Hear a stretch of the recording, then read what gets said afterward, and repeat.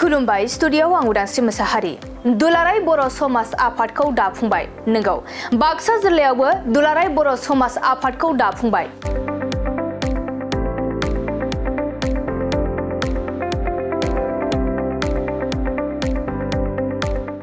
दुलाराय बर' समाज आफादनि आफादगिरि महरै जौस्रांजो बसुमतारी आरो गाहाय नेहाथारि महरै ब्रुबाहन बर'नो बिबान गथायबाय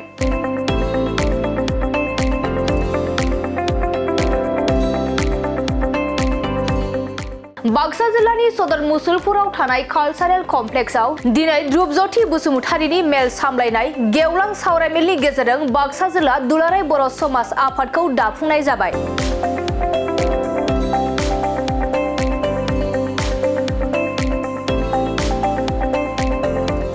बे दुलाराय बर' समाज आफादनि आफादगिरि महरै जौस्रांजो बसुमतारीखौ आरो गाहाय नेहाथारि महरै ब्रुबाहन बर'नो बिबान होनाय जायो बे मेलाव मिरु आफादनि आफादगिरि बिनिधर बसुमतारीजों लोगोसे बोसोनगिरि जिरन बसुमतारी लेङाइ आफादगिरि बिबिकानन्द नार्जारी लोगो आफादगिरि सनाराम बसुमतारी लोगो नेहाथारि इन्द्रमोहन दैमारी आरो लोगो नेहाथारि निरन्जन ब्रह्म बिथांमोना बाहागो लादों दिनैहाय बाहाय जोंनि दुलाराय बर' समाज आफाद जे दङ बिनिनो मोनसे दालाय आफाद आरो बे दालाया जिल्ला लेभेलाव मानोना जोंनि दुलाराय बर' समाजनि दालायफोरा गाहायाव नेक्स्टआव जुदि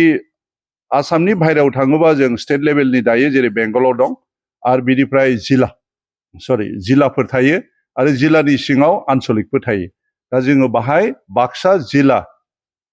बर' समाज आफाद दाफैदों थांखियाथ' जेरै नामानो दिन्थिखायो समाज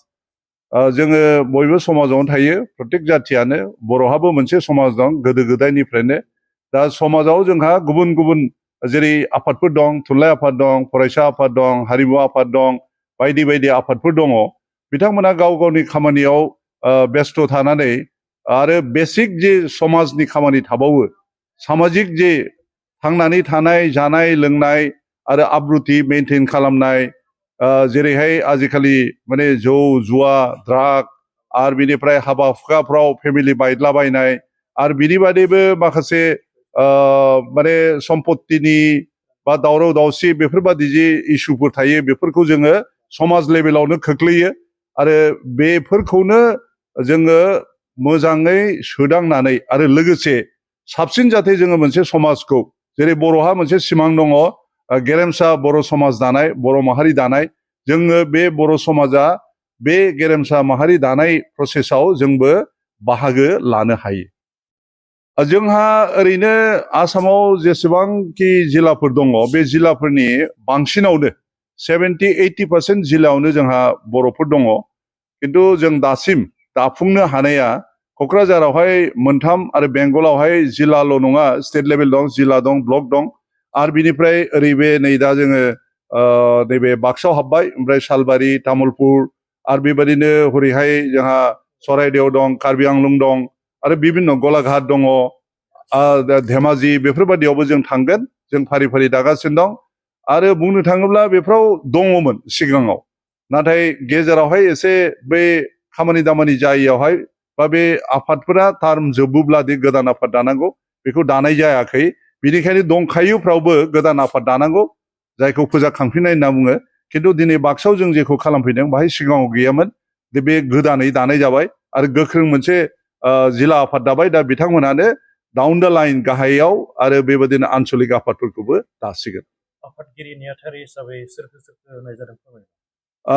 आफादगिरि हिसाबैथ' माबा नाम जोंस्रां जोहोलाव बसुमतारी आरो गाहाय नेहाथारि हिसाबै ब्रुबाहन ब्रह्म ब्रुबाहन बर' नामखौ दाबो गोसोआव थाथ'वाखै मख'बाय थाबा गोसोआव थागोन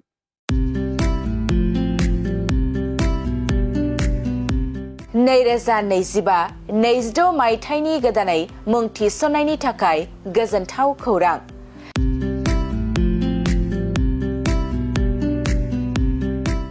क'क्राझार सहरनि साखाथियाव थानाय थिथागुरि मानास पाब्लिक स्कुला गुन गोनां सोलोंथाइ बोसोरनि नार्सारिनिफ्राय थाखो 9 सिम फरायसा फरायसुलिफोरनि गोदानै मुं थिसननायनि खाबुफोर होगासिनो दं।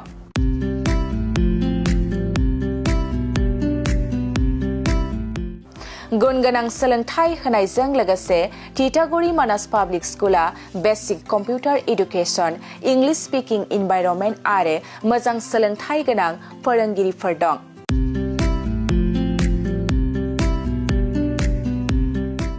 आरो फरायसा फरायसुलिफोरनि थाखाय सोलोंथाइ लानायजों लोगोसे योगानि खाबुबो दं। लोगोसे मोजां सुबिदा जानाय बादि हिनजावसा आरो हौवासाफोरनि थाखाय हस्टेल थानायनिबो खाबु दं।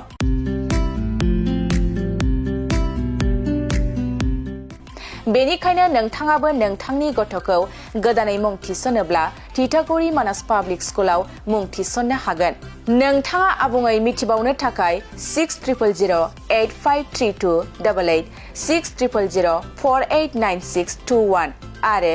9101008849 जानबुं नाम्बाराव खौरां लाहरनो हागोन।